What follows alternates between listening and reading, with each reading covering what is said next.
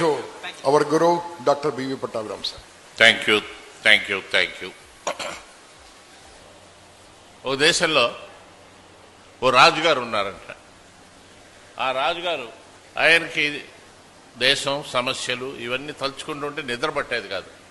ఒకరోజు తెల్లవారుజామున 3 గంటలకి లేచి ఆయన అటు ఇటు తిరుగుతున్నారంట. ప్రచారాలు చేస్తుంటే ఎక్కడి నుంచో ఒక విజిల్ వినపడింది పాడుతున్నట్టు. ఎవరా అని చూస్తే స్వీపరు వాడు విజిల్ వేసుకుంటూ పాట పాడుకుంటున్నాడు. ఎంతో ఆనందంగా భలే మంచి రోజు ఇట్లాంటి పాటలన్నీ పాడుతున్నాడు. ఆయనకి అనిపించింది, నేను ఇంత దేశానికి రాజుని, ఇంత గొప్పవాడిని, నాకు ఇన్ని బాధలు ఉన్నాయి. ఆఫ్టర్ ఆల్ నా దగ్గర పనిచేసే ఒక స్వీపర్కి ఇంత ఆనందంగా ఉన్నాడు, విషయం తెలుసుకోవాలి, వాడి ఆనందానికి కారణం ఏంటి అని అక్కడికి వెళ్ళి పిలిచాడు. వాడు గబగబా వచ్చి, అయ్యా రాజా, మీరు ఎలా వచ్చారు, నువ్వు ఇంత ఆనందంగా ఉన్నావు, దానికి కారణం ఏంటి అని. ఏం లేదయ్యా, రాజుగారి దయ వల్ల మంచి ఉద్యోగం, తిండి లభిస్తున్నాయి, నా కుటుంబాన్ని నేను పోషించగలుగుతున్నాను, మా ఇంట్లో అందరూ ఆనందంగా ఉన్నాం.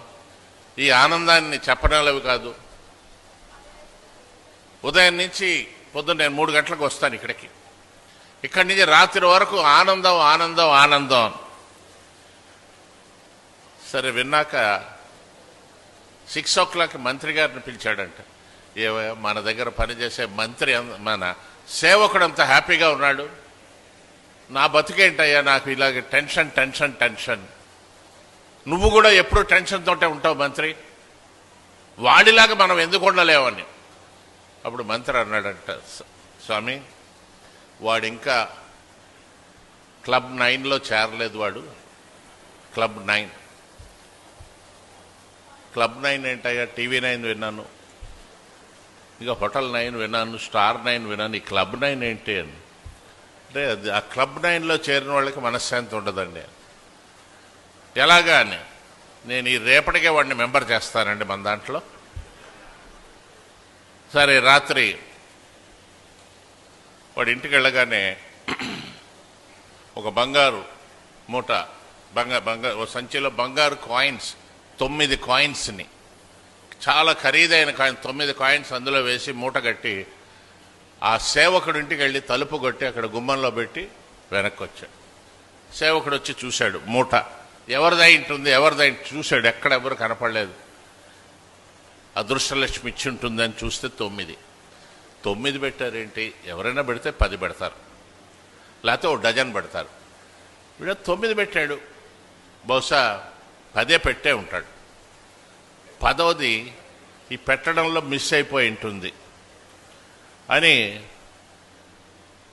తన భార్య పిల్లలందరినీ లేపి, ఇందులో చూడండి ఎన్ని కాయిన్స్ ఉన్నాయని.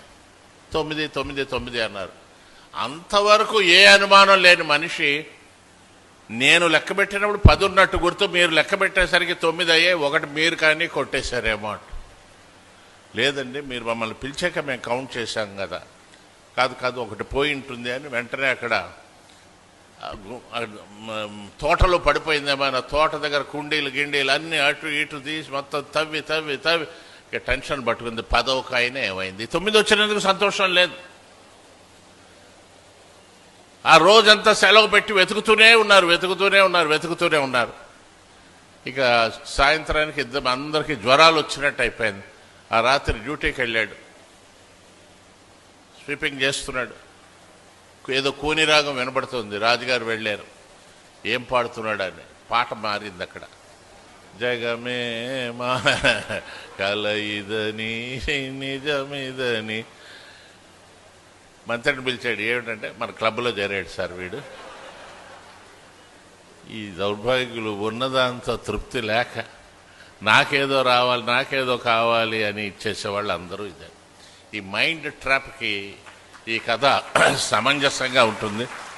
అన్నీ బాగుండి కూడా నాకేదో అయింది, నాకేదో లేదు, నాకేదో అన్యాయం జరిగింది అనుకుని కొంతమంది సమాజంలో సభ్యులు అనే భావన కూడా లేకుండా పొరపాట్లు చేస్తూ ఉంటారు. Thank you very much. నమస్కారం.